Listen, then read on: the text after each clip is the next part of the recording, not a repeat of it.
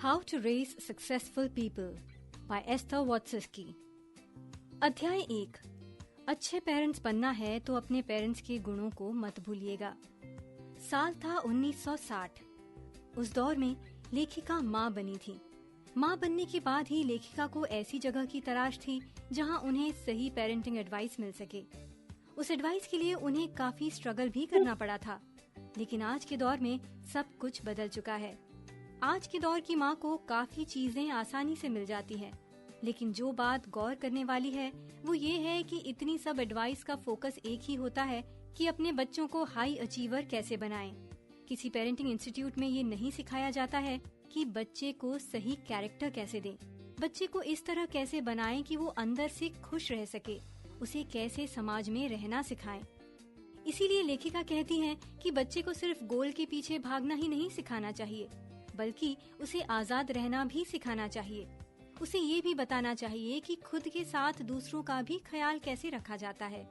उसके सही चरित्र का निर्माण तभी होगा जब दया, प्रेम, आदर के भाव सीखेगा। बच्चे को एथिक्स और वैल्यूज सिखाइए। अपने जीवन के सार को लेखिका ने इस किताब में उतार दिया है, जिसको पढ़ने के बाद आपको पता चल जाएगा कि अगली जनरेशन को बड़ा करना एक बड़ी जिम्मेदारी का काम होता है। इसे हल्के में नहीं लेना चाहिए। जब परवरिश की बात आती है तो ये देखा गया है कि हम अपने बच्चों को उसी तरह पालते हैं जैसी परवरिश हमारी हुई थी। इस बात में कोई खामी भी नहीं है। अगर आपका बचपन खुशहाल रहा हो तो आप अपने बच्चों की वैसी ही परवरिश कर सकते हैं। लेकिन वहीं ये भी देखने को मिलता है कि ज्यादातर लोगों के पेरेंट्स ने कई गलतियां की हुई रहती हैं। तो अब आप उन गलतियों को तो नहीं दोहरा सकते हैं। साल 1950 के दौर में लेखिका एक ऑर्थोडॉक्स परिवार में बड़ी हो रही थी। 5 साल की ही उम्र में उनके पिता ने उनसे कह दिया था कि लड़के लड़कियों से बेहतर होते हैं। उन्होंने अपनी अपब्रिंगिंग के समय ये भी महसूस किया कि लड़कों को एक लिबर्टी मिलती है। उन्होंने महसूस किया कि उनके भाई के लिए अच्छे खिलौने आते थे। काम करने के लिए भी सिर्फ और सिर्फ लेखिका को ही बोला जाता था। उनको ये बचपन से बताया गया था कि लड़कियों की जगह घर के अंदर होती है। बड़े होने के बाद जब उन्होंने शादी से इनकार कर दिया था तो उनका मासिक खर्च भी बंद कर दिया गया था। इसलिए जब लेखिका स्वयं माँ बनी थी तो उन्होंने फैसला कर लिया था कि वो अपने बच्चों को वैसी परवरिश बिल्कुल नहीं देंगी जैसी उनकी हुई थी। उन्होंने अपने बचपन को फिर से याद किया था। इसके बाद उन्होंने अपने बच्चों को नई सोच के साथ पाला। अपने बचपन को लेखिका ने याद किया जिसमें उन्होंने पाया कि उनके पिता का स्वभाव अक्खड़ टाइप का था। उनके पिता हमेशा हिटलर बनकर आदेश देने में भरोसा रखते थे। लेखिका ने अपने पिता के स्वभाव को नकार दिया और अपने बच्चों की परवरिश में इस बिंदु को कभी लेकर नहीं आई। वहीं दूसरी तरफ लेखिका की माँ काफी सौम्य स्वभाव की थी, काफी मिलनसार भी थी। लेखिका ने अपनी बच्चियों की परवरिश में इस स्वभाव को ऐड किया। इसी के साथ वो अपने बच्चों से और ज्यादा फ्रेंडली हुई। लेखिका के पिता ने जो गलती की थी वो गलती उनसे ना हो, इसलिए उन्होंने अपनी बच्चियों को सिखाया कि जीवन में अपने फैसले खुद लेना, हमेशा सजग रहना कि कोई तुम्हारे ऊपर अपने फैसले लादने ना पाए। इसलिए हमेशा खुद से ही सवाल करते रहना। जब कभी कुछ लेना हो तो ये देखना कि क्या तुम्हें इसकी जरूरत है। इन खूबियों को अपने अंदर लाने का एक तरीका है कि आप खुद से ईमानदार रहें और लोगों से सवाल करते रहें। पेरेंटिंग हैबिट्स को हम आगे के अध्याय में भी समझने की कोशिश करेंगे। अध्याय 2। बच्चों के ऊपर विश्वास करना बहुत जरूरी है। लेखिका अब दादी बन चुकी हैं। उनकी प्यारी सी नातिन भी है जिसका वो काफी ज्यादा ख्याल भी रखती हैं। एक दिन घर में उनकी बेटी नहीं थी, वो काम पर गई थी। तब लेखिका के मन में ख्याल आया कि नातिन को शॉपिंग के लिए पास के ही स्टोर में छोड़कर आती हूँ, देखती हूँ उसे कैसा लगता है, वो क्या खरीदती है खुद के लिए। लेखिका ने वैसा ही किया। 1 घंटे के लिए नातिन को शॉपिंग मॉल में अकेले छोड़ दिया। बच्ची को ये फ्रीडम काफी अच्छी लगी, लेकिन जब ये बात उसकी माँ को पता चली तो वो चिंतित हो गई। बच्ची की माँ को इस बात से सख्त ऐतराज हुआ कि उसकी बेटी को अकेले छोड़ा गया था। उसके मन में लगातार सवाल आ रहे थे कि अगर कुछ हो जाता तो। अब यहाँ सवाल ये उठता है कि क्या उन्हें सरकारी तंत्र पर भरोसा नहीं है। एक रिसर्च की रिपोर्ट पढ़ें तो पता चलता है कि अमेरिकन्स का अपनी सरकार के ऊपर भरोसे में 9 पॉइंट्स की गिरावट देखने को मिली है। इसी के साथ एक और रिसर्च तो ये बताती है कि अमेरिकन्स अपने पड़ोसी के ऊपर भी भरोसा नहीं करते हैं। साल 2015 में हुई पीयू रिसर्च के हिसाब से सिर्फ 52% अमेरिकी अपने पड़ोसी के ऊपर ट्रस्ट करते हैं।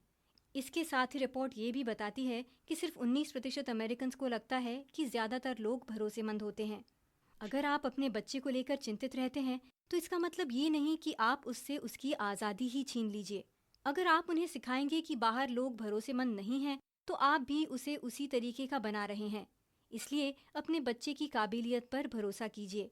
उसे जिम्मेदार बनाने से पहले जिम्मेदारी उठाना सिखाइए। अब हम बात करेंगे बच्चे की चॉइस की। लेखिका की बेटी को लेकर एक किस्सा है कि जब एनी ने अपना ग्रेजुएशन पूरा किया तब उसने अपने एक फैसले से सबको चकित कर दिया था। वो फैसला ये था कि अब वो करियर को आगे नहीं बढ़ाना चाहती है बल्कि घर में ही रहना चाहती है। बच्चे के इस तरह के फैसले के बाद आमतौर पर पेरेंट्स काफ़ी पैनिक करने लगते हैं, लेकिन लेखिका काफ़ी रिलैक्स थी। उन्होंने कहा कि ये ज़िंदगी उनकी बेटी की है और अपनी ज़िंदगी के महत्वपूर्ण फैसले लेने का उसे पूरा हक है। लेखिका ने अपनी टीचिंग करियर के दौरान ये ऑब्जर्व किया था कि पेरेंट्स अपने बच्चों के करियर को लेकर काफ़ी ज़्यादा चिंतित रहते हैं, जिसका प्रेशर बच्चों के दिमाग में पड़ने लगता है। येल यूनिवर्सिटी के रिसर्च में ये बात निकलकर सामने आई है कि दिमागी प्रेशर का परिणाम बहुत खतरनाक है। रिसर्च रिपोर्ट बताती है कि इसी दिमागी प्रेशर के कारण अमेरिकन सोसाइटी में टीनेज उम्र के बच्चे आत्महत्या जैसे कदम उठा रहे हैं।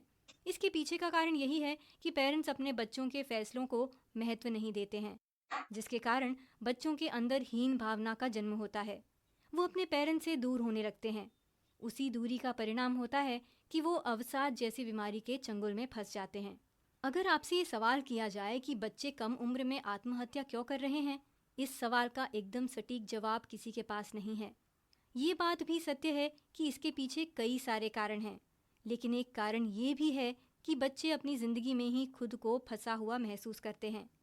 इसके पीछे मुख्य वजह है मेंटल हेल्थ। आखिर मेंटल हेल्थ इतनी कम उम्र में खराब कैसे होती है? इसका जवाब है उम्मीदों का बोझ और उनके फैसलों को लगातार नकारते जाना। इसलिए अपने बच्चों के फैसलों का समर्थन करिए। पेरेंटल प्रेशर की कोई ज़रूरत ही नहीं है। उनकी ज़िंदगी है, उन्हें खुद रास्तों की तलाश करने दीजिए। अध्याय 3, बच्चों को असफलता का सामना करना सिखाइए। जीवन में हम जो चाहते हैं उसका आसानी से मिल जाना मुश्किल ही होता है। लेखिका बताती हैं कि उन्होंने अपने टीचिंग करियर में कई बार देखा है कि बच्चे मुश्किलों का सामना नहीं कर पाते हैं, लेकिन कुछ इन मुश्किलों से लड़कर जीत के मुकाम तक भी पहुंचते हैं। लेखिका एक किस्सा शेयर करती हैं। वो बताती हैं कि एक गैडी नाम का लड़का था। वो स्कूल की मैगजीन में आर्टिकल लिखता था। लिखना उसका शौक भी था और काबिलियत भी, लेकिन उसके स्कूल के बच्चों ने जब एडिटर इन चीफ चुनने की बारी आई तो किसी और को चुन लिया था। इस बात से गैडी निराश हुआ, लेकिन उसने और मेहनत करने की शुरुआत भी कर दी थी। वो और अच्छा लिखने लगा। वो लेखन की प्रतिभा में इतना धनी हो गया था कि हार्वर्ड की मैगजीन में उसका चयन हो गया था। आज के समय में वो बहुत नामी बिजनेस मैगजीन का एडिटर है। लेखिका मानती हैं आज के समय में भी इस कहानी से पेरेंट्स और बच्चों को काफ़ी कुछ सीखना चाहिए। साइकोलॉजिस्ट एंजेलो ने कई सक्सेसफुल लोगों के ऊपर अध्ययन किया है। उन लोगों में उन्होंने 2 चीज़ें कॉमन पाई हैं। पहली कि सफल लोगों का गोल बिल्कुल क्लियर रहता है। दूसरा, अपने गोल को अचीव करने की गजब की चाहत होती है, यानी अपने काम के प्रति बहुत ज़्यादा ईमानदारी होती है। पेरेंट्स को ये गुण अपने बच्चों को सिखाने चाहिए। आप अपने बच्चे की काबिलियत की पहचान करिए। अगर उसे कहीं सक्सेस मिली है तो उसका प्रोत्साहन करिए। उसे बताइए कि ईमानदारी से कर्म करने का फल क्या होता है। जीवन में एथिक्स के वैल्यूज़ उसके अंदर डालिए। एक नज़र पेरेंटिंग स्टाइल पर भी डाल लेते हैं। अगर हम मॉडर्न पेरेंटिंग एडवाइस की बात करें तो अधिकतर लोगों को ये कहते सुना है कि बच्चों पर थोड़ी लगाम लगाना ज़रूरी है। उन्हें बताना चाहिए कि डिनर टेबल पर कितना खाना है, सोने कब जाना है। इस तरह की पेरेंटिंग क्या सच में सही रिजल्ट देती है? भले ही इस तरह की परवरिश से आपको कुछ रिजल्ट मिल जाएं, लेकिन इसका प्रभाव बच्चे की मेंटल हेल्थ पर काफ़ी बुरा पड़ता है। साइकोलॉजिस्ट डायना ने इसके ऊपर काफ़ी ज़्यादा रिसर्च की। उन्होंने अपनी रिसर्च में पाया कि अथॉरिटेटिव पेरेंटिंग स्टाइल के कुछ फ़ायदे तो हैं, जैसे कि जिन बच्चों की परवरिश इस तरह से हुई थी वो नशे के आदी नहीं थे।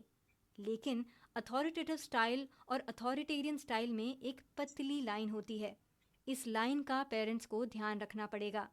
लेकिन लेखिका मानती हैं कि इससे बेहतर पेरेंटिंग स्टाइल का आविष्कार होना अभी बाकी है। उस स्टाइल को उन्होंने नाम दिया है कोलैबोरेटिव स्टाइल। आखिर क्या होती है कोलैबोरेटिव स्टाइल ऑफ पेरेंटिंग? इस स्टाइल में पेरेंट्स अपने बच्चों के साथ किसी काम को करते हैं बजाय उन्हें ऑर्डर देने के।